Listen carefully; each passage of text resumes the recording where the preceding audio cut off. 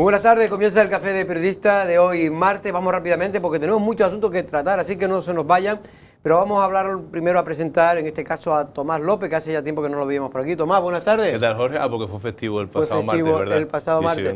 Sí, Sigo todavía con el ojo ese malo, Sí, yo no sé qué hacer ya. Le voy a tener que recomendar a mi oculista.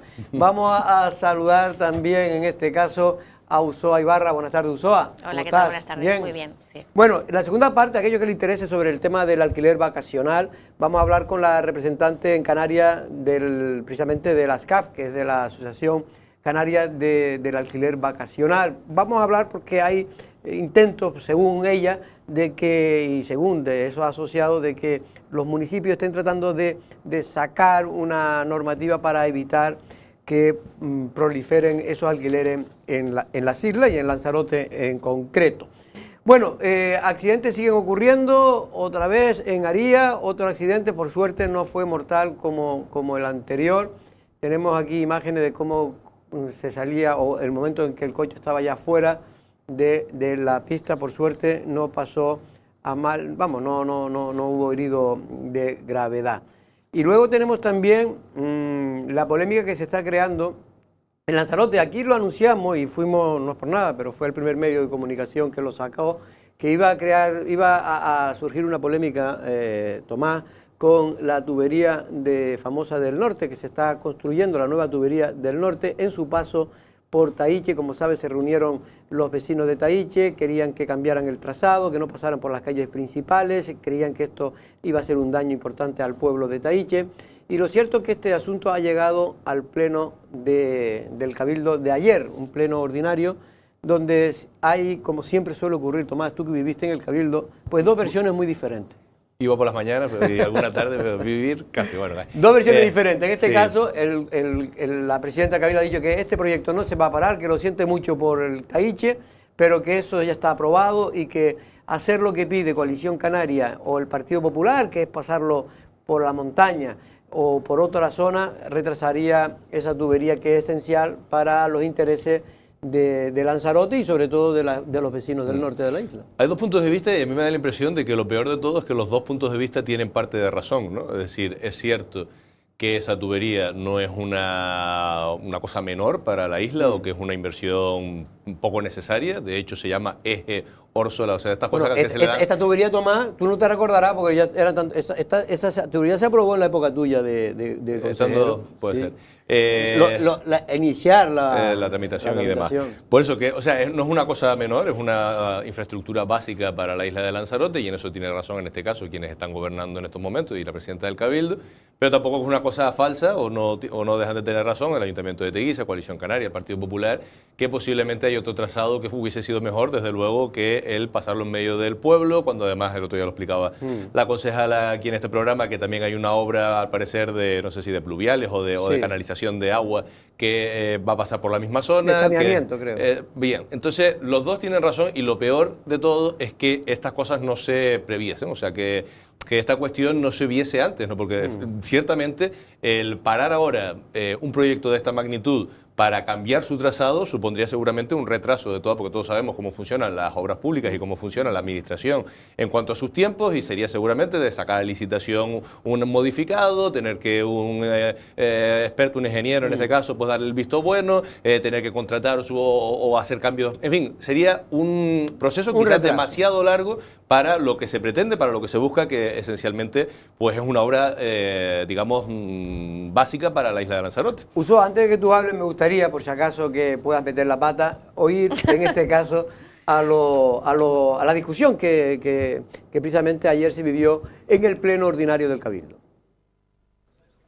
El grupo de gobierno del Cabildo de Lanzarote, que lidera Dolores Corujo, lo tiene claro. No paralizará la construcción de la tubería de transporte de agua Sonsamas-Arrieta, la denominada como Eje Norte, pese a la solicitud de la oposición. El Partido Popular elevaba a pleno, celebrado ayer, buscar una solución alternativa al actual proyecto que construiría un tramo del conducto por la zona urbana de Tahiche. Defendemos es que se busque una alternativa viable, cambio de trazado de la línea a su paso por ese pueblo y sobre todo teniendo en cuenta pues el calibre de esa tubería y el accidente que pudiese ocurrir en el caso de que sucediese algo, Dios quiera que no, por la zona de la escuela de hostelería, de turismo, restauración, colegios, en definitiva.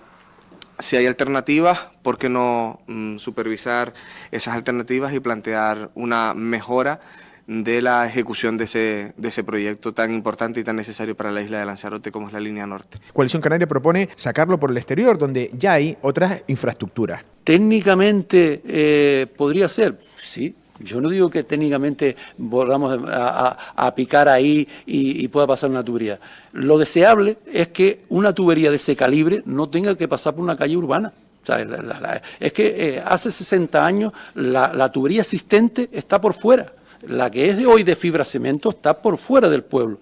Pues mira si tenían visión cuando se hacía esas cosas antes. El portavoz socialista Marcos Vergás matizó que el grupo de gobierno en el Ayuntamiento de Teguise no alegó ni se opuso a que la tubería pasara por Taíche cuando dio su visto bueno. El mismo partido que autorizó el proyecto, que puso el suelo a disposición, que tuvo 3 años para caer en la cuenta, que pidió distintos modificados, pero ninguno de ellos se contemplaba que no pasara la tubería por el interior del pueblo, ahora solicita que se pare. Y además lo hacen con argumentos como el riesgo que hay para los vecinos. Miren, le voy a ser muy claro. Si hay algún riesgo para los vecinos, que el Ayuntamiento de Teguise, a través de sus servicios técnicos, informen y el alcalde pare la obra. A ver si tiene algún informe que acredite esos riesgos que ustedes están vendiendo como ciertos. Hablan también de la falta de saneamiento en el mismo pueblo y que esas calles volverán a tener que abrirse en el futuro. Pues qué pena, se lo voy a decir como vecino del municipio de Teguise, que después de 12 años de gobierno de Coalición Canaria en Teguise todavía hayan calles sin saneamiento. La presidenta del Cabildo de Lanzarote, Dolores Corujo, reprochó un carácter electoralista y populista en estas reclamaciones. Llegan a afirmar en esa reunión que pudiera tener un problema de estructura de las viviendas. Imagínense la alarma que le han generado a los vecinos y vecinas de Taíche. Le han dicho, sin ningún tipo de pudor, que se van a agrietar sus casas. Un político, sin ningún tipo de formación técnica, porque no somos ingenieros muchos de los que estamos aquí, ni arquitectos, le decimos a los vecinos que nosotros sabemos que se le van a agrietar las casas. Y es más, le decimos, sin sonrojarnos, que las tuberías no pasan por los núcleos urbanos. Fíjate, esto es lo primero que aprendí yo hoy en política. Las tuberías no pasan por los núcleos urbanos. ¿Y por dónde pasan? Por las montañas. Vamos a decirle eso a los vecinos de Arrecife, de Playa Honda, de Puerto del Carmen, no sé, de Costa Teguise. Lo que es evidente es que el sector primario necesita esta infraestructura y cuanto antes se lleve a cabo esta tubería, antes llegará el agua a los cultivos. Bueno, lo que parece claro después de oír lo que se ha oído en este pleno es que se va a hacer la tubería por donde estaba previsto hacerse y los vecinos de Taíche pues van a tener que correr con las molestias que causa todo este tipo de obra. USOA, que evidentemente yo creo que aquí, como bien decía Tomás, o coincido con Tomás, en este caso es una pena porque se tendría que haber elegido posiblemente otro trazado que no sea por el principal núcleo o carretera o calles principales del núcleo de Taíche. Yo que vivo allí en Taíche, aunque yo vivo en el otro lado, en la zona del volcán, lo cierto es que hay cierta preocupación en esos vecinos. Pero también entiendo a la presidenta del Cabildo cuando dice que esto es un proyecto que ya viene de atrás, que es un proyecto que ya si en el caso de que se paralizara y se buscara otra alternativa, pues puede a lo mejor tener la mala suerte, como también decía Tomás, de que aquí se pueda ralentizar la obra hasta dentro de 2 o 3 años, ¿no? Vale, yo aquí observo tufo electoralista por todos lados, ¿no? Porque ya ocurrió algo parecido con la famosa circunvalación y carretera de Taíche en su momento, que también se puso sobre la mesa los planos, la afección de los vecinos, aunque en este caso con más razón, porque efectivamente había viviendas que iban a ser expropiadas o desplazadas, es decir, la obra tenía una mayor incidencia sobre las propiedades privadas, ¿no? En este caso se trata de una obra que lleva un retraso de 3 años, que viene en principio con el sello del Gobierno de Canarias. Las mayorías estas que consiguen en el Cabildo de Lanzarote, y además sacando pecho, no sé para qué sirven, si son incapaces a lo mejor de utilizar esta cuña para poder barrer hacia casa, ¿no? Y en este caso modificar los proyectos que se pueden considerar no dañinos o perjudiciales para los vecinos de Taíche, pero que sí pueden plantearse ciertas alternativas que puedan ser pues, menos molestas, porque lo que va a ocasionar estas obras van a ser molestias, nada más y nada menos. De cualquier manera, hay que proteger al sector primario y estamos diciendo que esta línea 1 es básica para el sector primario y agrícola, y sobre todo para también el suministro del norte insular. El agua de abasto en general. Por lo tanto, yo de verdad que ahora mismo cuando Coalición Canaria dice que Marcos Vergás se pone la chaqueta de consejero para hacer esa dualidad o esa horquilla entre su posición política en la primera corporación insular y lo que tiene que defender también como futurible candidato del Partido Socialista al Ayuntamiento de Teguise, me lo está diciendo todo. Es decir, y he visto además en esa reunión con los vecinos que quien cogía el micrófono son representantes nacionalistas en el Ayuntamiento de Teguise. A mí sí me gustaría haber visto a la primera corporación insular, ya sea Marcos Vergaz, el consejero de Obras Públicas, la propia Dolores Corujo, explicando el proyecto a los vecinos al detalle, y a lo mejor así pues no hace falta escuchar los ecos de otras voces, ¿no?, que se suben a un altavoz, insisto, electoralista. De todas maneras, yo sí creo que Marcos Vergaz está en una posición complicada, porque a veces al tener dos puestos de trabajo no, en este caso dos cargos públicos, en este caso si él fuera seguramente no del Partido Socialista y fuera y representara a Teguise, pues estaría del lado de los vecinos. Pero ahora él está en otro ámbito, está como portavoz del Partido Socialista y tiene que defender en este caso al grupo de gobierno. Y tiene cierta lógica lo que dice Marcos Vergaz, ¿no?, que este es un proyecto que viene aprobado ya también con el visto bueno del propio Ayuntamiento de Teguise. Pero es verdad que hay proyectos que se aprueban con el Ayuntamiento de Teguise, ahí tiene razón Coalición Canaria, y se modifican. Sí, pero si perdóname, porque el Ayuntamiento de Teguise en este caso tampoco facilitó que se agilizaran estas obras, que son, yo recuerdo, como del mandato anterior de Pedro Sanginés. Bueno, esto viene del mandato de Pedro Sanginés, lo que es el proyecto.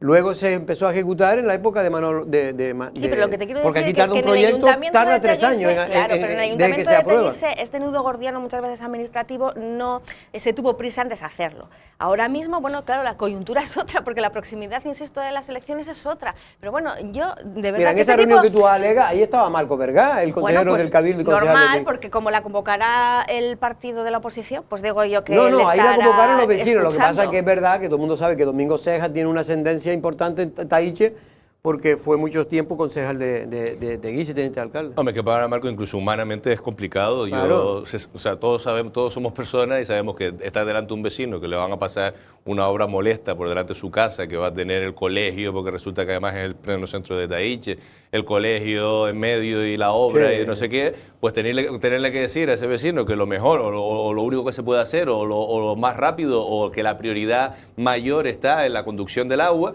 pues es complicado, ¿no? Pero claro, que la obra está en el grupo de gobierno del Cabildo, y mientras que en Teguise está en la oposición, y es lo que le queda, pues defender lo que además lo hace con el desparpajo que tiene Marco para conseguirlo, ¿no? Porque digo dialécticamente, exactamente.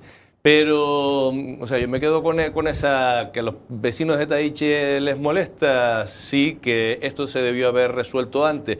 Claro, es que luego también, porque yo recuerdo, estaba la semana pasada, hace 2 semanas, la concejala Olivia Duque. Y claro, también es cierto, si un técnico te dice ok, porque es que desde el punto de vista legal, jurídico, técnico, está ok, ¿no? Porque no hay, un técnico no tiene que pensar a lo mejor en el bienestar de los vecinos, no forma parte de su... Es que no es su... Y ahí a los políticos les falta, decía la presidenta del Cabildo, dice, muchos aquí no somos ingenieros, ninguno, ¿no? Parece que muy pocos ingenieros hay en las instituciones públicas, pero seguramente le falta a los políticos el saber compaginar las dos partes de la balanza, ¿no? O sea, la viabilidad técnica, pero al mismo tiempo también la viabilidad social, comodidad del vecino, que de eso aquí se tiene que preocupar. Dolores Corujo ha sido alcaldesa de San Bartolomé, y cuando ella cualquier proyecto insular perjudicaba a los vecinos, pues trataba de que no se hicieran, o que se hicieran por otro lado, en fin, y es lógico que así sea, porque los alcaldes están para defender las preocupaciones de los vecinos. Pero yo lo que creo, y sinceramente lo digo porque he seguido este asunto, insisto, fuimos de los primeros medios de comunicación que nos filtraron que iba a haber problemas, es que yo creo que el Cabildo, y lo digo con sinceridad, ha actuado en buena lid, es decir, no ha querido complicar la situación a Teguise, no tiene ningún empeño en perjudicar a los vecinos. Digo esto igual que digo lo otro, y Coalición Canaria y el Partido Popular están tratando de a ver si se puede cambiar, y estuvieron negociando desde hace un año.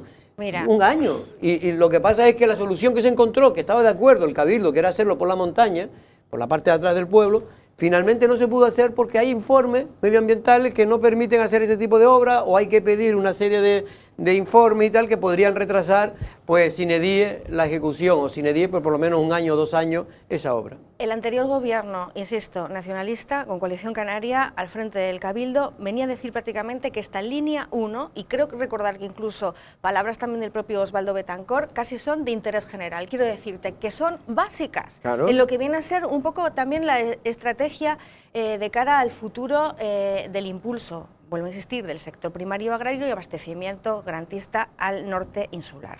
El agua es que es un elemento para mí fundamental, que no lleva a discusión. Venimos, ¿no?, aquí diciendo que es el gran problema que tiene hoy Lanzarote, el gran problema de presente y futuro es el agua. Con respecto al tema este de los informes, vamos a ver.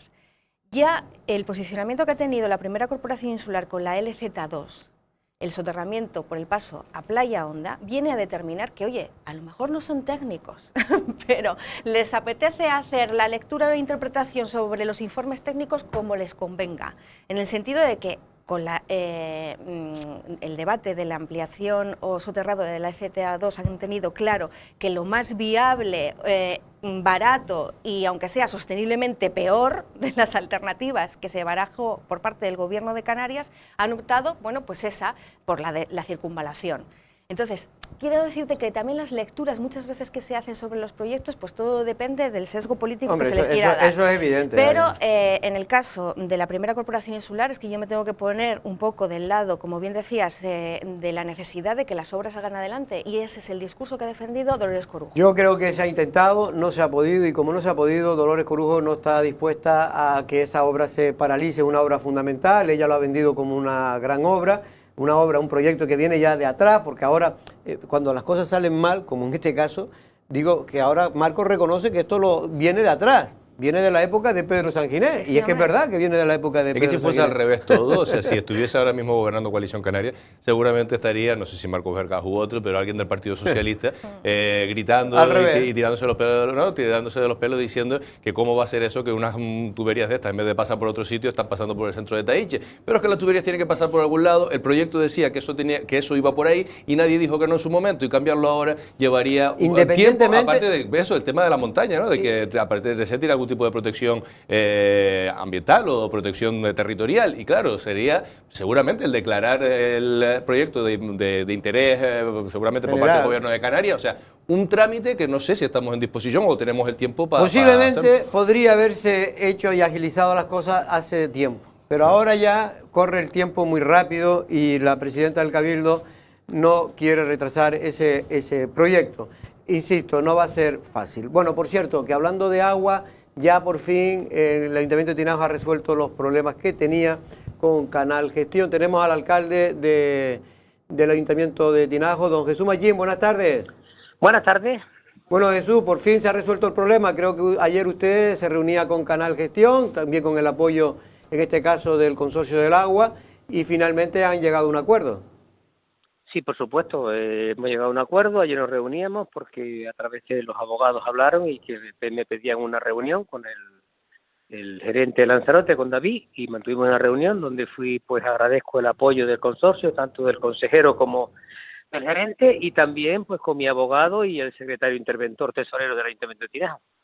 Y bueno, hemos explicado que las facturas que están reconocidas se están pagadas, que las facturas que no se han presentado, según el secretario, se han presentado en abril, facturas de otros años anteriores. Esas facturas no se pueden pagar hasta que se reconozcan y se informen por un técnico, porque si yo las pagara sin informe de intervención y sin informe técnico, sería una prevaricación.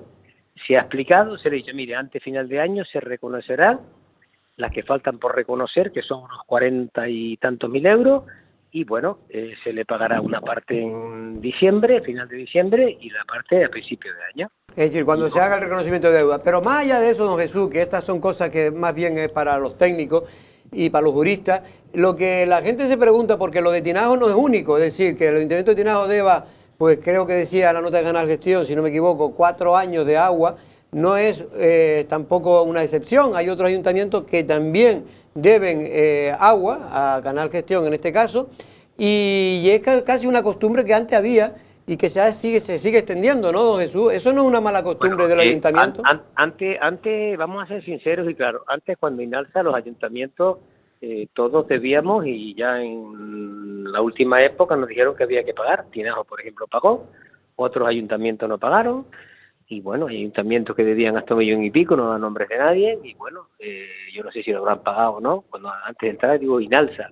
Sí, Teguise y Arrecife eran los dos que estaban más demorados en los pagos, pero fueron a los tribunales de justicia. Y los demás cuantías, supuestamente. Yo en su momento llegué a un entendimiento y llegué a un acuerdo con ellos y lo pagué. Y yo no me niego a pagar ninguna factura del agua.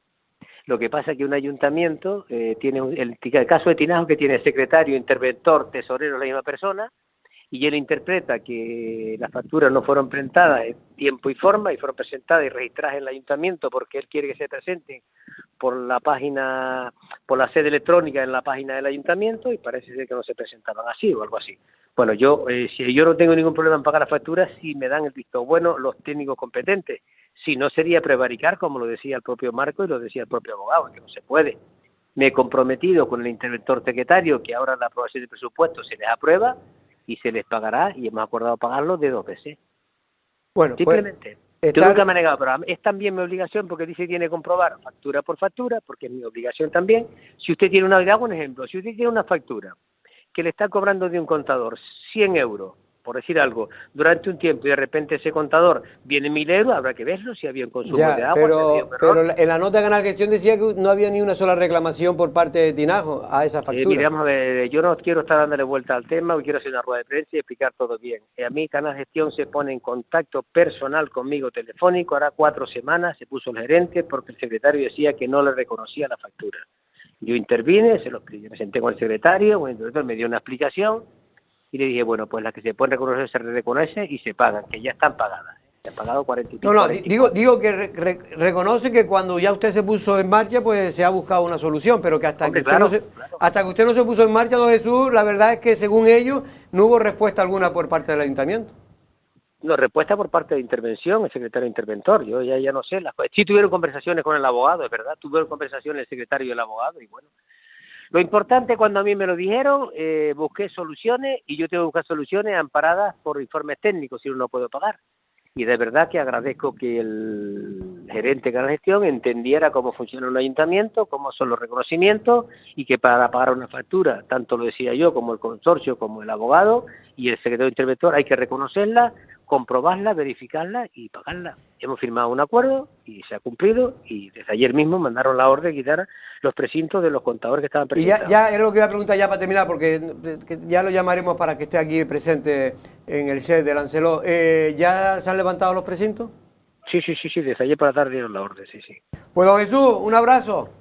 Gracias, hasta luego. Hasta luego, adiós. Don Jesús Machín, alcalde de Tinajo, está resuelto el tema. Era lo que creo que tendría que hacerse, dialogar, porque este tipo de cosas no se entendía que no hubiera un diálogo y se resolviera, ¿no? Sí, de todas maneras, esto le puede pasar a cualquiera o no. Quiero decir, si tú piensas en una unidad familiar, ¿no? Porque las facturas entran a los ayuntamientos igual que les llega a uno al buzón de la casa, ¿no? Y entonces, para que te lleguen a cortar el agua, es un proceso, entiendo yo, ¿no? Y entiendo que para una administración pública más, ¿no? Para que llegue... para aguantar 4 años. O sea, exacto, 4 años. Lo que digo es que... A usted si en su casa, claro, al menos le paga al mes siguiente. Pero es que además, desde que recibo, porque alguna vez yo que vivo de alquiler y a veces le llega a la dueña del piso o lo que sea, a la casa, desde que recibo el apercibimiento de un corte, si la próxima dentro de 3 meses, no sé cuánto, uno va corriendo a pagar. Claro. O sea, lo que extraña es que en una administración pública que todos entendemos que es más importante que la casa de cualquiera, porque al final de ella dependen pues muchos trabajadores, servicios, etcétera, se llega a esta situación extrema, ¿no? Entre además 2 administraciones, porque también Canal Gestión no es un ente abstracto que nadie sepa dónde está, dónde queda, dónde ir a hablar, dónde reunirse, en fin, que lleguen a esta situación del corte, ¿vale? Para poder, pero que tampoco es exclusivo de Tinajo, a lo mejor dentro de unos meses nos encontramos con el corte de otro municipio por situaciones parecidas, ¿no? Entonces, el alcalde echa balones fuera, que a lo mejor tiene razón, que tiene que ver con una cuestión técnica de no aprobación por parte del secretario interventor, pero llegar a la situación del corte, porque mira cómo una vez cortado, sí se busca la solución factible para pagar lo que tengas que pagar y dejar pendiente lo que no se pueda pagar. A ver, no nos engañemos. Esto se busca la solución porque se corta el agua. Si no se corta el agua, no llegan a soluciones.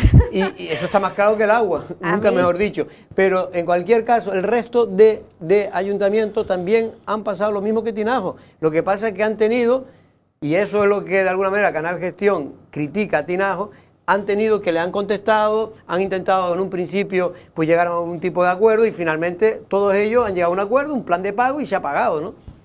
Vamos a ver, a mí me parece Aria, por un cierto, ejemplo, creo que era el intento que mejor funciona en el tema del pago de su factura del agua. me parece un ejemplo muy feo el impago que pueda tener un ayuntamiento a Uno otra no, todo, empresa, porque no es Tinajo a solo, otra lo tenían empresa de carácter público, como puede ser Canal Gestión. Por ejemplo, el Cabildo está al día, que yo ayer dije, el Cabildo está prácticamente al día, debe a lo mejor 80 o 90 mil euros, pero que esto para el Cabildo es lo que tiene que deber, ¿sabes? Vamos a ver, cuando el Ayuntamiento de Teguise en su momento y el Ayuntamiento de Arrecife debían dinero en aquel momento a Inalsa, y además lo ha reconocido el propio alcalde, hubo una época en la que los ayuntamientos no pagaban a Inalsa porque era como pagarse a sí mismos, o así lo intuían ellos o lo entendían ellos.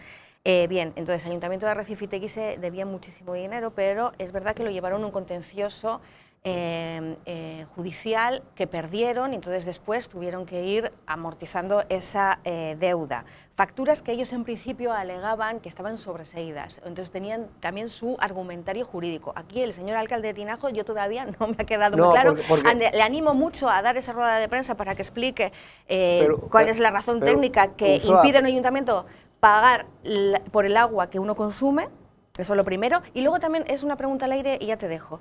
¿Cómo pretenden los propios ayuntamientos bueno, pues acotar, por ejemplo, las pérdidas en red que pueda haber, ¿no? Se estima, y lo hemos hablado millones de veces aquí, casi la mitad que es necesaria una inversión millonaria de 60 millones de euros mínimo, estimaciones del propio consorcio. ¿Cómo pretenden atajar esta problemática gravísima de la isla de Lanzarote desde hace décadas si son incapaces de pagar lo más básico? Yo creo Entonces, que aquí hay una mala cultura, y es que porque hay que distinguir dos cosas, Usoa. Lo de Inalsa es una deuda antigua que viene del periodo de Inalsa, que Inalsa después fue una empresa que se fue a la ruina. Tanto fue a la ruina que tuvo que sacarse, una presidenta socialista la tuvo que convertir en sacar a concurso para que fuera unos jueces quienes hicieran la administración, y finalmente se sacó un concurso de acreedores. De acreedores primero, y luego se sacó a concurso la explotación y gestión del agua, del ciclo integral del agua en Lanzarote. Pero las deudas esas son antiguas. Precisamente hoy hablamos con el que es concejal de Hacienda de Teguise. ¿Por qué? Porque Inalsa ayer sacaba una nota de prensa muy dura, tanto contra Arrecife como contra el Ayuntamiento de Teguise. ¿Por qué? Porque de esa época, cuando gobernaba el PSOE y el PIL, sobre todo en Arrecife y en el Cabildo y en el PIL, pues no se pagaba el agua y se quedó una deuda ahí pendiente que no pagaron los siguientes alcaldes que iban viniendo. Llegó hasta ahora y se pagó la deuda, el principal, pero no se ha pagado todavía los intereses que le reclama Inalsa, la antigua Inalsa. Que vale, que sí, eso me parece muy bien, pero este comunicado del que hablas, que viene a subirse al carro, digamos, de los descalificativos para el Ayuntamiento de Arrecife, viene a ser un poco de electoralismo. Teguise y de Tinajo desde la primera corporación insular, y aquí se suma, digo, Inalsa, porque desde el 2020 vienen ya prácticamente demostrando los distintos consistorios, cuando ya el Tribunal Superior de Justicia de Canarias, creo recordar, no les avaló en su argumentario y les obligó a pagar, ya este es un asunto relativamente resuelto, porque ya incluso en pleno se dio el visto bueno y se ha pagado, digamos, y se ha pagado ese el dinero principal, que tenía es que decir, devolverse. Teguise pagó el Cabildo le reclamaba 2,5 millones, o Inalsa le reclamaba 2,5 millones de antiguas deudas. Estoy hablando de la época de Inalsa, no de Canal Gestión, antes de Canal Gestión. Debía 2,5 millones, y finalmente se quedó en 1,5 millones. ¿Por qué? Porque así lo decidió el juez. Vamos a ver lo que nos cuenta precisamente el concejal de Hacienda de Teguise. El Ayuntamiento de Teguise ha querido salir al paso para explicar la situación contractual en torno al pago de facturas con Inalsa. Cuando nosotros entramos a gobernar aquí había una deuda considerable con Inalsa debido a pago de facturas que los técnicos no querían firmar por una serie de cuestiones.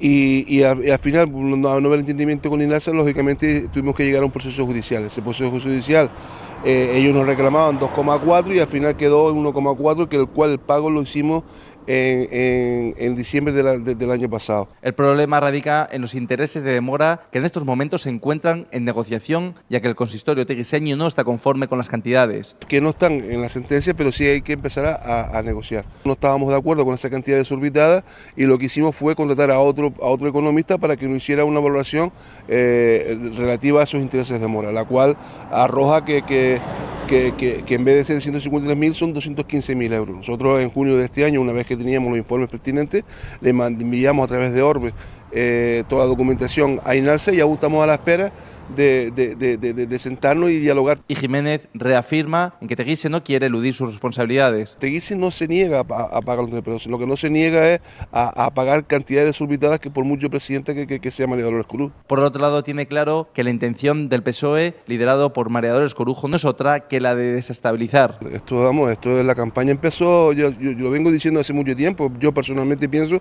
que la campaña empezó cuando se rompió el pacto de los alcaldes con el Cabildo en el tema de la pandemia. Ahí empezó la campaña y lógicamente la campaña se está subiendo de tono porque ellos ven que a lo mejor políticamente están perdiendo aceptación. Y añade que la campaña política ha comenzado hace ya mucho tiempo. Yo creo que la intencionalidad de ayer de la presidenta fue arrojar fuego a la institución en la cual represento, que es el Ayuntamiento de Teguise. Teguise ha presentado una contraoferta de 215.000 euros en lugar de los 650.000 euros que le reclaman. Para que lo entienda aquello que no lo han entendido, simplemente esta nota de prensa de ayer del Cabildo de Dolores Corujo, en representación de Inalsa, lo que intenta recuperar son los intereses de la deuda que mantuvo o mantenía, en este caso el Ayuntamiento de Arrecife y el Ayuntamiento de Teguise, que ya fueron pagadas. Lo que ellos se quejan es que, en este caso, Teguise ahora no paga los 600.000 y pico euros que le reclama Inalsa de intereses, porque considera que ellos tienen un estudio que realmente serían 215.000.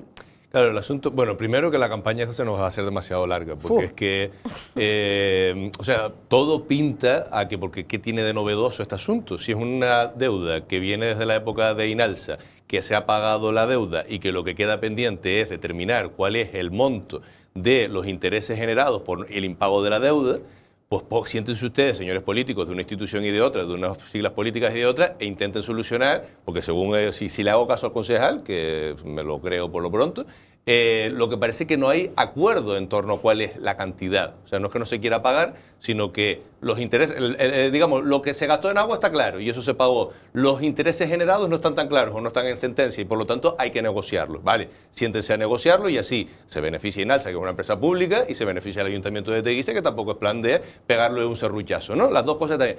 Pero porque todo pinta, si es una cosa que ya viene desde tan viejo como Inalsa y es un asunto que deberían sentarse a hablarlo y llegar a un acuerdo común entre una institución y otra, ¿a qué viene la nota? A que Tinajo le cerraron el grifo, o sea, le cierran el chorro a Tinajo, ven que por ahí pasa, no, desde luego no el Pisuerga ni nada de eso, pero en todo caso la tubería de Inalsa del año 1980 y pico, y entonces ahí que se haga una nota de prensa diciendo que es que se le debe a una empresa pública no sé qué. Yo creo que eso, que la campaña se nos va a hacer demasiado larga, que si no están de acuerdo una institución y otra, en este caso Inalsa y en representación al Cabildo de Lanzarote y el Ayuntamiento de Teguise, en cuanto se debe, siéntense señores, claro, y pónganse de acuerdo en cuál es esa deuda, establezcan los criterios que haga falta, no peguen serruchazos, pero sí devuelvan lo que haya que devolver, pero no nos tengan sometidos a esta actualidad constante de noticias que no lo son, ¿no? En efecto. Bueno, vamos rápido porque tenemos también, oye, por cierto, que apareció un calamar y ha recorrido las redes sociales una fotografía, no sé si podemos verla un momento, ahí la estamos viendo, un calamar gigante, Usoa. ¿Este calamar te gustaría a ti hacerlo a la plancha? Tienes que A mí me invitar amigos. encanta el calamar en su propia tinta. Bueno, de todas maneras hay que decir que este tipo ¿Es un cefalópodo? sí. ¿Qué es esto? Sí, Voy a pero buscarlo. no, pero me refiero creo que no se pueden comer. ¿No se puede comer? No, Joder. creo que no sé si es exactamente Estará no muy se dura puede, la piel. pero porque porque suelen estar en profundidades muy Son tóxicos, ¿no? sí, Como y los son atunes tóxicos, de gran efectivamente. tamaño. Y entonces no se deben de comer, creo, no sé exactamente si es esta especie, pero si vienen de las zonas abisales de donde suelen Bueno, estar. lo pueden disecar a lo mejor. Bueno, y por cierto, y ayer fue la despedida, en este caso el último adiós a Juana Manrique, la última hermana viva de César Manrique, que bueno, fue en este caso en la iglesia San Ginés, a las 5 menos cuarto, y una parte importante de la sociedad, sobre todo arrecifeña, pues fue a despedir, en este caso a Juana María de aquí, darle un fuerte abrazo a toda su familia. Yo de Juana quería decir que, o sea, solamente un trato de arrecifeña, Sí. ¿no? De personas que viven en Arrecife, la veía por la avenida y demás.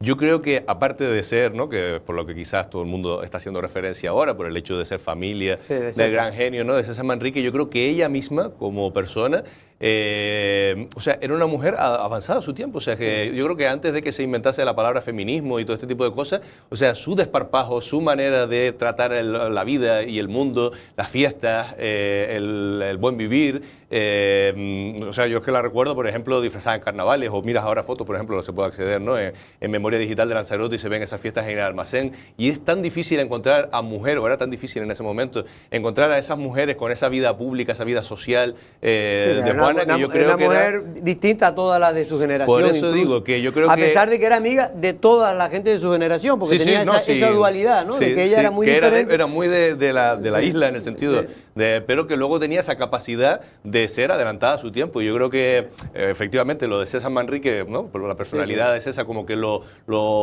arrolla todo, pero yo creo que Juana, ¿no? Ella misma es una personalidad como para tener en cuenta cuando se haga una historia menuda, ¿no? de lo que ha sido Arrecife en los últimos años. En efecto, también sus hijos después también, pues ellos marcaron, Sí, fue una también, época que se llamaba Los Modernos, a muchos de ellos.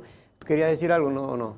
Bueno, yo en lo privado ya le he mandado un Vale. abrazo a las personas que conozco muy cercanas a ella y nada, pues decir que pura energía. Una mujer que, mira, si llegó hasta los 95 años, yo aspiro a hacer lo propio. Seguramente con Pues menos sí. humor que ella. Eso sí, porque ya a uno se le acaba la mecha a medida que se va haciendo mayor. Bueno, vamos rápidamente a publicidad, 2 minutos, y vamos a hablar con la representante del alquiler vacacional en Canarias, la señora Doris Borrego.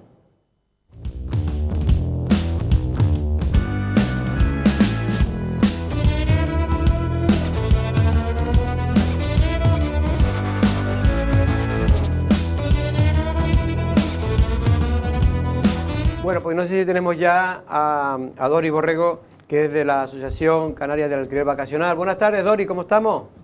Muy buenas tardes. Bueno, y disculpa porque el otro día tuvimos un error y no pudimos conectar contigo a pesar de que habíamos quedado.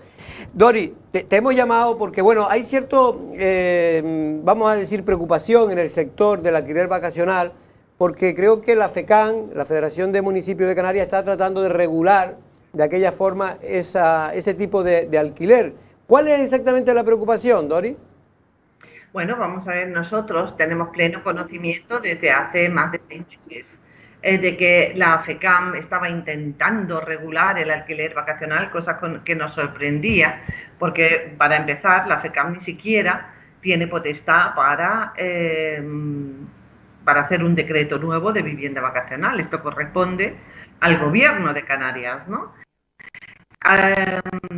Hace 5 meses empezamos a recibir un borrador de decretos de vivienda vacacional de diferentes ayuntamientos, es decir, desde miembros, desde dentro de la FECAM, que se llevan las manos a la cabeza por este borrador y nos lo hacen llegar. Nosotros preferimos esperar prudencialmente un tiempo, pensando en que nos iban a llamar evidentemente formamos parte, somos la única asociación que defiende el sector aquí en Canarias. Pero Doris, perdona, en concreto, ¿qué es lo que realmente quieren cambiar, porque va en contra del alquiler vacacional que ahora está creando, bueno, ahora se acaba de cortar la comunicación, ya teníamos mala conexión con ella, pero parece, Ulloa, que, en fin, hay ayuntamientos, por lo visto, y municipios que quieren regular el alquiler vacacional. Como sabe, ya lo intentó el gobierno de Canarias y hay una ley precisamente del alquiler vacacional que no ha funcionado porque los tribunales han tirado esa ley. Es verdad que está recurrida, ya no sé si ya finalmente está definitivamente defenestrada o no, pero lo cierto, Ulloa, es que parece que es una modalidad que inicialmente nació como una oferta que se extiende por todo, no solo en España, sino por toda Europa y por todo el mundo, que realmente lo que pretende es que personas que tienen sus segundas casas, sus segundas viviendas de vacaciones, pues la pusieran en alquiler. Sí, vamos a ver, es que es un debate con muchas aristas muy complicado, por eso yo prefiero en este caso que se explique la protagonista de la información, pero de cualquier manera solo voy a dar algunas pinceladas muy breves. También atendiendo a las últimas palabras, fíjate, de la patronal Asolano, en este caso de su presidenta, Susana Pérez, que ya vuelve a insistir en que hay que atajar, ella lo define como oferta ilegal. Por eso yo creo que también escuchar a Doris tiene un valor añadido, porque en este galimatías o cruce de normativa, ¿cuál es el amparo, ¿no?, que tienen ahora mismo estas viviendas de alquiler vacacional?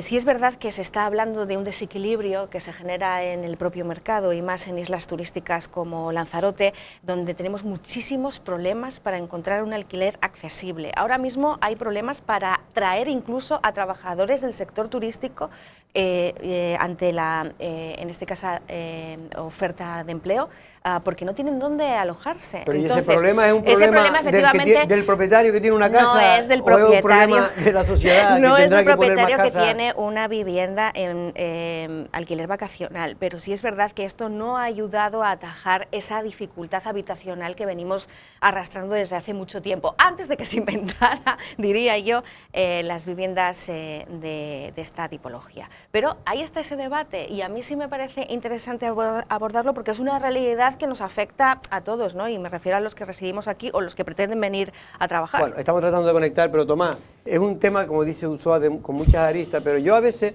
que conozco, porque conozco muchos amigos que se dedican al alquiler vacacional, creo que nació con una intencionalidad, que era pues precisamente aquellos que tenían una segunda vivienda, ponerla en alquiler. El problema es que ahora se ha visto que es un gran negocio y están los grandes tenedores de viviendas vacacionales, que son personas que construyen incluso un edificio entero de vivienda vacacional. Ese no era el concepto inicial, pero lo cierto es que ahora existe y legalmente va a ser muy difícil que se lo impidan. Sí, como coincido en que es un asunto muy complejo, con muchas aristas, efectivamente, porque por una parte tenemos el problema habitacional que tenemos los ciudadanos canarios o que vivimos en estas islas y el precio disparatado de la vivienda. Por otro lado tenemos la turistificación excesiva de determinadas zonas en toda Canarias. Por otro lado tenemos que efectivamente, ¿qué preferimos? Preferimos un complejo hotelero que muchas veces son cadenas extranjeras y que el dinero prácticamente, salvando los puestos de trabajo, sale, o preferimos que la señora, el caballero, la que tiene una segunda vivienda, tal, tenga un extra a su pensión, porque muchas veces estamos hablando de eso, ¿no? De que tiene dos casas, porque en un determinado momento de nuestra historia la vivienda era digamos, un seguro o algo que has heredado, en fin, y con eso tienes un complemento a lo mejor a tu pensión. ¿Qué queremos? Yo creo que además, yo creo que el debate es más de fondo, o sea, esta es solamente una derivada de un asunto central que tenemos que abordar en Canarias, que es cuánta gente cabe aquí, cuánto somos capaces de vivir con garantías en este archipiélago, garantías de todo tipo, ¿no? Garantías ambientales, garantías de tener una vivienda a un precio asequible, garantías de bienestar, porque, o sea, cuando ya el turismo y todo lo que conlleva empieza a hacer mella en la calidad de vida de la gente, ya sea porque es bajo un espacio y está degradado, o ya sea porque quieres alquilar una vivienda y necesitas dos sueldos como los que se pagan en esta tierra para poder vivir, pues ya ahí las sociedades tienen que articular medidas que no son fáciles por otro lado, porque el derecho a la propiedad privada y todas estas cosas están contemplados, ¿no? Entonces, bueno, perdón, pero ya creo que hemos podido recuperar, en este caso a Doris Borrego. Doris, buenas tardes de nuevo, y perdona porque ha habido dificultades. Doris, yo lo que quería que concretara, ¿en qué afecta negativamente ese reglamento que pretende de regular el alquiler vacacional, la FECAM? Pues el decreto, una vez estudiado por nuestro servicio jurídico, es tan restrictivo que se eliminarían el 95% de todas las viviendas vacacionales que hay ahora mismo. Es más, darían un plazo de 1 año para que desaparecieran, es decir, hasta aquellas viviendas vacacionales que están perfectamente reguladas y inscritas, tendrían que salir de los registros y dejar de operar como tal. Pero eso sería un escándalo, ¿no? Eso sería un escándalo porque eso iría contra la Constitución. Bueno, ustedes han visto nuestra nota de prensa, ustedes nos han escuchado gritar. Es que es más, se incluyen otra vez artículos en ese decreto que incluso ya están tumbados por el Tribunal Supremo en 3 ocasiones. Y se vuelve otra vez a incluir en ese borrador de decreto. Entonces, la FECAM sale al paso, la señora Mari Brito, la presidenta, sale al paso diciendo, no, pero, hombre, no se escandalicen porque solamente es un borrador, a lo cual solo podemos contestar, pues si solo es un borrador, lo nuestro solo es un aviso a navegantes, porque esto es carne, otra vez, de los tribunales, carne de cañón para los tribunales. Y esto es lo que no puede ser. No se puede regular constantemente a nuestras espaldas.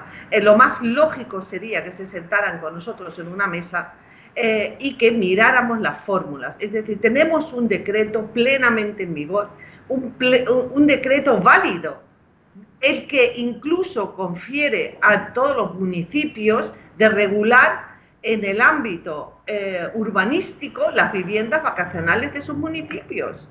¿Qué más quieren? Entre tanto, incluso ha salido la consejera de Turismo, doña Yaisa Castilla al paso, diciendo, pero es que el decreto no se va a cambiar. El decreto es perfectamente útil para regular las viviendas vacacionales. Pero, es legal. Pero Dori, hay una confusión, ya lo dejo a mis compañeros que están aquí, que quieren hacerle alguna pregunta. Lo que hay una confusión, el decreto de que tú hablas, que regula la vivienda vacacional, ¿es el del gobierno de Canarias que fue anulado o es otro distinto? No hay decreto anulado. Se aprobó un decreto, lo recurrimos a los tribunales y se tumbaron ciertos preceptos que eran anticonstitucional, iban contra la normativa europea, etcétera, etcétera. Pero está claro, el Supremo no revocó ese decreto, solo algunos artículos que eran contrarios a la ley. Ya está, por eso está plenamente en vigor. Y como acabo de decir, le da la potestad a los municipios para que urbanísticamente ellos regulen. Entonces no entendemos a qué viene ahora un nuevo decreto. Tomás López quería hacer una pregunta. Sí, buenas tardes. Teniendo en cuenta que parece que estos movimientos para modificar el decreto vienen de los municipios y usted acaba de decir que los municipios ya tienen potestad en este momento a través del decreto actual para regular, pónganos algún ejemplo. Es decir, por ejemplo, el Ayuntamiento de Arrecife, para que la gente lo entienda. Si el municipio quisiera, si el ayuntamiento quisiera, ¿qué puede regular? No sé, la densidad de vivienda vacacional que cabe, pues no sé, en cada edificio o en cada zona, cuántas puede haber, su tamaño, es decir, ¿qué pueden hacer ahora mismo los municipios? Porque efectivamente sí hay un peligro de turistificación excesiva de los núcleos urbanos de Canarias, en donde también tenemos que vivir quienes aquí vivimos desde toda la vida y por lo tanto queremos acceder a la vivienda en condiciones, pues, en fin, en las que un trabajador se lo pueda permitir. ¿Qué puede hacer un municipio para regular en su ámbito competencial? Vale, lo primero, si me permite el inciso, lo que primero que puede hacer es recalificar suelo para vivienda social y para vivienda para que los canarios también podamos vivir. Esto es lo primero. Y también controlar, es decir, el crecimiento turístico de los complejos turísticos tiene que ir acompañado de una previsión, de una provisión de viviendas, de carreteras, etcétera, etcétera, de servicios básicos que necesitamos los ciudadanos, cosa que hasta la fecha no ha ocurrido. Bien, ahora a su pregunta, ¿qué puede hacer un municipio? Un municipio tiene la potestad justificadamente y proporcionalmente de regular la vivienda vacacional en su municipio. ¿Puede un municipio decir no quiero vivienda vacacional en mi municipio? No, pero sí puede, por la proporción y justificadamente, decir aquí hay una saturación en esta zona, voy a poner límites porque ya estamos llegando a unos topes. Es decir, claro que lo puede regular. Del ámbito en el ámbito municipal puede regular donde cabe la vivienda vacacional, donde ya no cabe más vivienda vacacional, etc. Todo eso justificadamente lo puede hacer. Es que lo puede hacer a día de hoy. Por eso es que no entendemos el por qué. El por qué de pronto nace un nuevo decreto y más aún tan súper restrictivo, es que no lo entendemos. Luego, a la par, cuando vemos el decreto, nos damos cuenta de que el decreto está a la medida para eliminar a todos los pequeños propietarios la vivienda vacacional de particulares, favoreciendo los edificios completos de vivienda vacacional. A ver, ¿qué es un pseudo-hotel, como lo llamamos nosotros? Vamos a ver. Pues es un edificio completo que se construye o que compran los fondos de inversión en suelo residencial y lo convierten en vivienda vacacional. Que esa no es precisamente por lo que nació el alquiler vacacional, no fue precisamente para los grandes tenedores, o reconvertir, digamos, o disfrazar un hotel, un edificio residencial en turístico, ¿no? Pero eso es lo que está ocurriendo, y no solamente está ocurriendo aquí en Canarias, sino los fondos se están metiendo masivamente en Canarias a comprar edificios enteros de viviendas residenciales para dedicarlos a la vivienda vacacional. ¿Qué es lo que hacen? No solamente lo compran, sino que también hacen presión en los municipios para decir, por favor, hay que eliminar toda la competencia, todos los pequeños propietarios, etcétera, etcétera. Ahí tenemos al señor Doreste en Las Palmas, que sale en un titular diciendo, yo no quiero vivienda vacacional en manos de pequeños propietarios, yo prefiero empresas.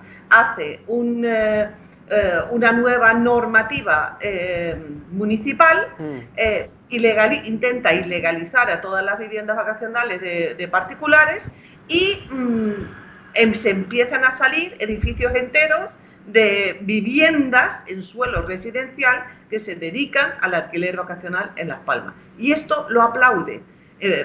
Sí, es una contradicción. Usúa Ibarra quería hacer una pregunta a Doris. Doris, ¿qué tal? Buenas tardes. Me tengo que marchar, así que le concentro dos preguntitas en una.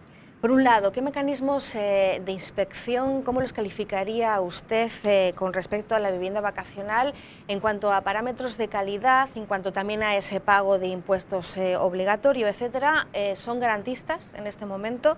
Y efectivamente usted ha explicado esos fondos de inversión que quieren dedicar edificios completos a esta práctica, pero también conocemos que hay muchas viviendas vacacionales de particulares que al final acaban gestionándose indirectamente por empresas que utilizan un número determinado, ¿no?, de viviendas de particulares para ellos también hacer un negocio. ¿Cómo podemos poner límite a esto? A ver, esto es algo muy fácil. Empiezo por la última pregunta. Existen muchísimos propietarios de viviendas vacacionales que no llevan dedicándose a esto desde hace hoy, sino desde hace 40 años. ¿Cómo funcionaba antes? Venía un tour operador, nos hacía un contrato y nos decía, este es el precio, lo toma y lo deja. Y además te voy a pagar a 30 días, 60, 90 y te voy a traer a quien yo quiera. Así funcionaba. ¿Qué pasa? Con las nuevas tecnologías, esto ha ido avanzando, ahora se hace a través de las plataformas, ahora existe una necesidad de idiomas, de contactar, de nuevas aplicaciones, etcétera, etcétera. Hay muchas exigencias, muchísimas. Con lo cual, un propietario privado igual no tiene la capacidad de gestionar su vivienda vacacional. No hay ningún problema. Han nacido al calor de la vivienda vacacional muchísimos pequeños empresas que gestionan esas viviendas vacacionales. Es decir, ¿cuál es el problema? Se crean puestos de trabajo, el propietario de la vivienda vacacional sigue dedicándose a ello y yo no veo dónde está ya el problema que nazcan al calor de la vivienda vacacional empresas que presten servicio para poder cumplir tantas y tantos requisitos que se nos exigen. Fiscalidad, yo siempre digo que somos el sector más fiscalizado que existe ahora mismo en España y aplaudo que así sea.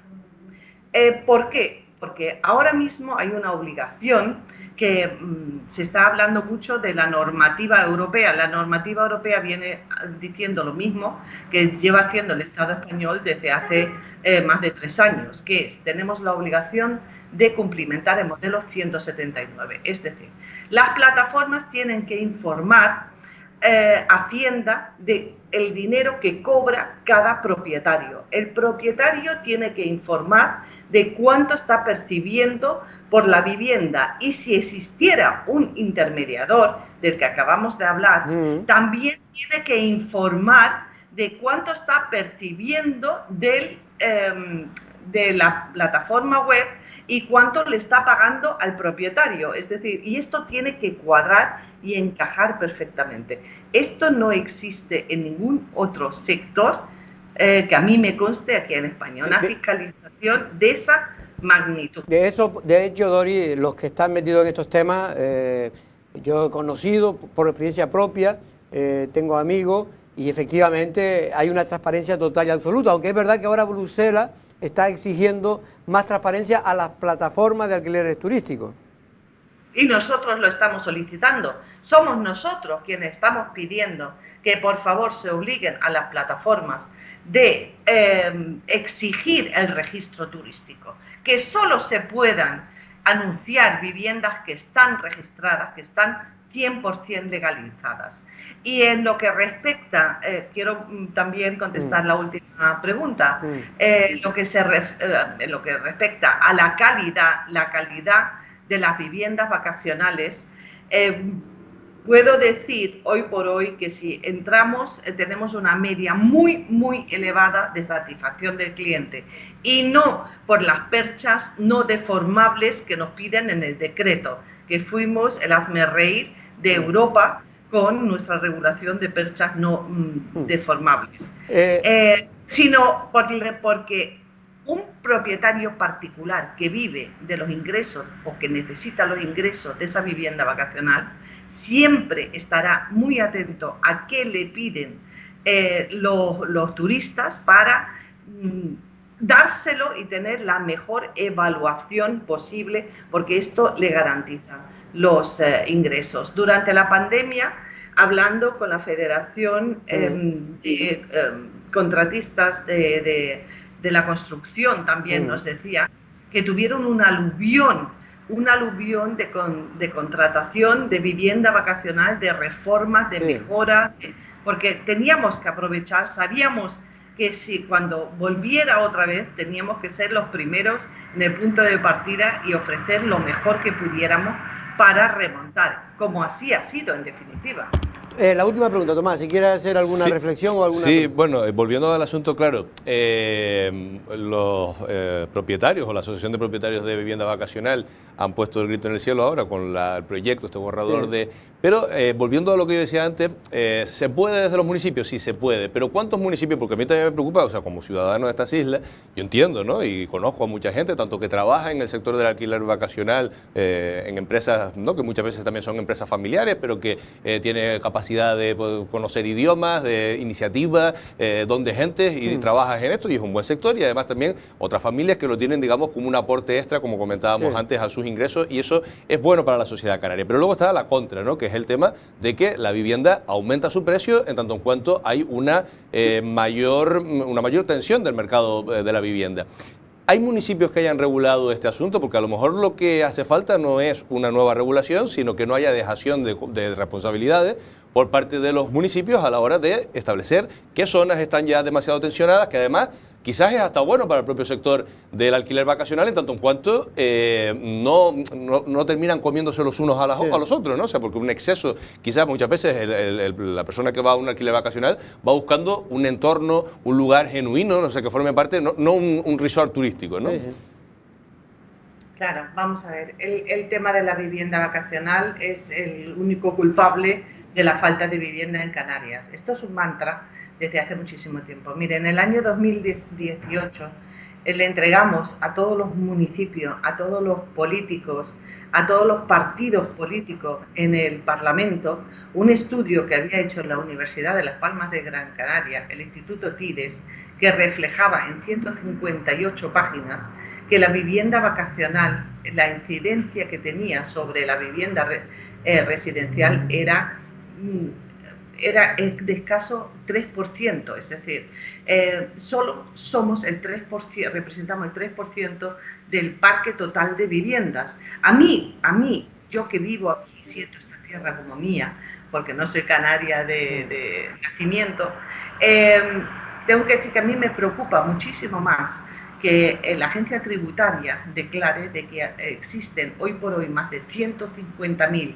viviendas vacías en las islas, de que se atrae cada vez más inversiones, porque es cierto, en todas las islas crecen los complejos turísticos, nacen empresas, se atraen inversiones, pero no hay ninguna planificación de vivienda, ninguna, y de social ya ni hablemos, pero igual que no hay planificación de vivienda, no hay planificación de nada más, sino esto es, nos vemos ahora con un cuello de botella a ver por dónde salimos.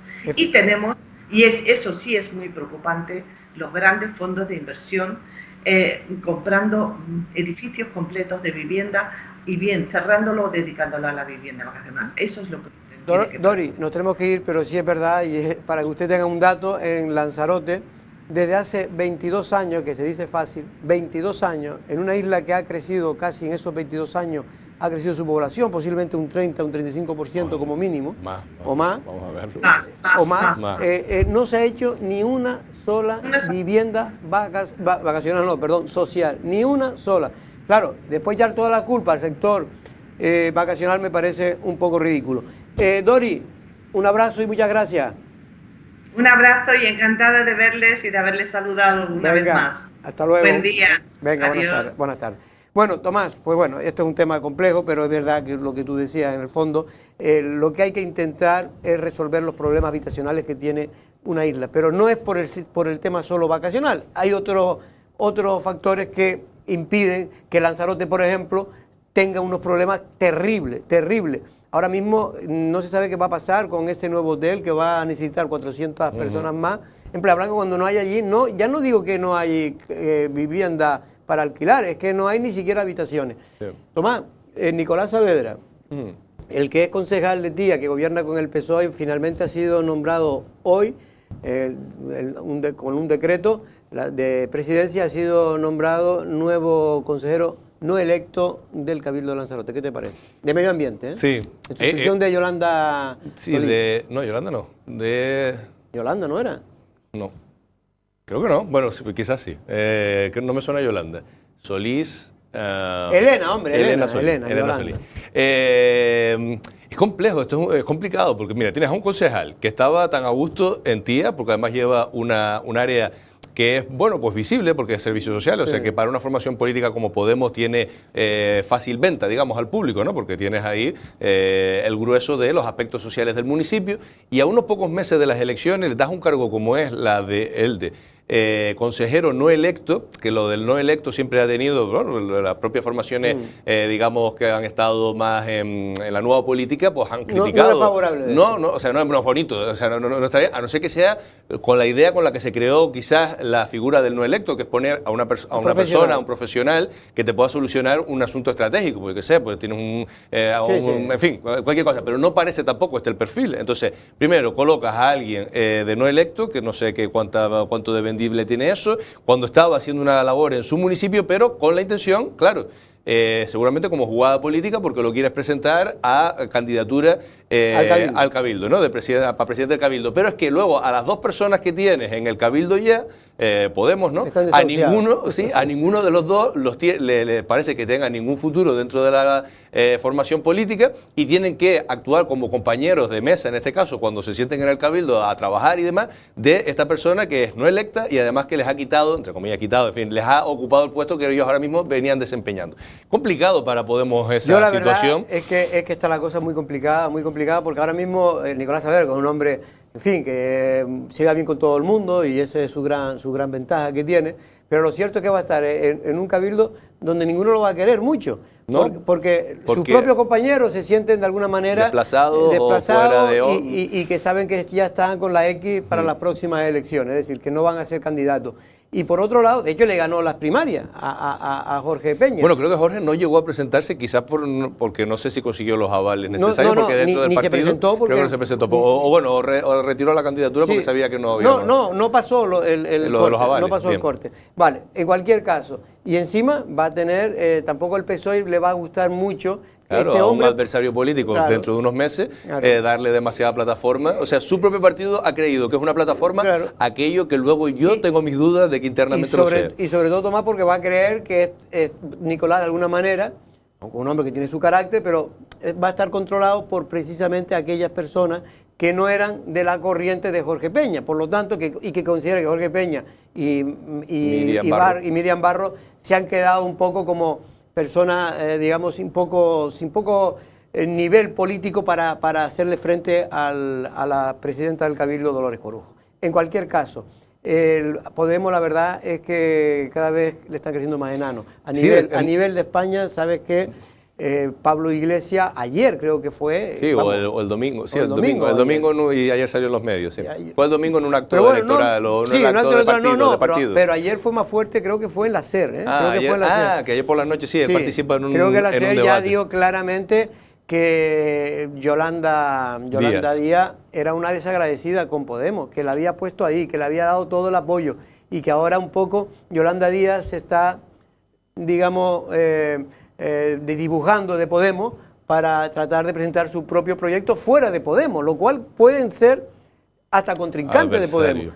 Yo no lo creo porque sería la muerte tanto de Podemos como de Yolanda Díaz, pero no sé lo que tú piensas. No lo sé, porque hay veces que la izquierda tiene una capacidad para autodestruirse que, que supera cualquier visión lógica y demás, ¿no? O sea, lo lógico es que fuesen juntos a las elecciones, pero si ya el líder de Podemos histórico y que además fue un poco el que ungió a la propia Yolanda Díaz, o sea, él cuando se fue diciendo que Yolanda ocuparía su espacio y de hecho utilizó el término, ¿no? Hizo unas primarias ahí rápidas en su propia mente porque dijo que sería la siguiente presidenta de España. O sea, fue un poco quien colocó a Yolanda en ese, ¿no? en ese lugar destacado. También lo ha hecho la propia Yolanda Díaz, obviamente, por méritos propios, porque creo que ha tenido una trayectoria política que a mucha gente de izquierdas le ha gustado, ¿no? Pero si ahora el que te... Es como la cara amable de la izquierda, ¿no? Sí, porque sobre todo en la época... Tiene mucha inteligencia emocional, sabe relacionarse bien con todo el mundo. Muchas mujeres, creo, ¿no? que no tiene esa parte tan agresiva que tienen muchos hombres en la política, y luego creo que la pandemia